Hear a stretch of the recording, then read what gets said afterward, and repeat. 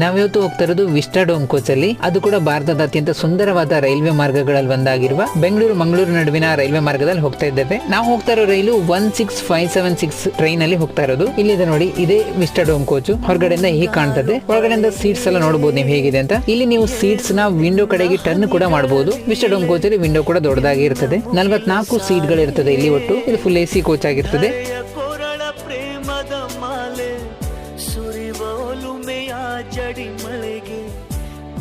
ಈ ರೈಲು ಮಂಗಳೂರಿಂದ ಹೊರಟು, ಮಂಗಳೂರು ಜಂಕ್ಷನ್ ಇಂದ ಹೊರಟು ಬಂಟ್ವಾಳ, ಪುತ್ತೂರು, ಸುಬ್ರಹ್ಮಣ್ಯ ರೋಡ್, ಸಕಲೇಶ್ಪುರ, ಆಲೂರು, ಹಾಸನ, ಚನ್ನರಾಯಪಟ್ಟಣ, ಶ್ರವಣಬೆಳಗೊಳ, ವಿಜಯನಗರ್, ಯಡಿಯೂರು, ಕುಣಿಗಲ್, ನೆಲಮಂಗಲ, ಚಿಕ್ಕಬಾಣಾವರ ಆಗಿ ಯಶವಂತಪುರ ಜಂಕ್ಷನ್ ಗೆ ಹೋಗ್ತದೆ ಈ ರೈಲು.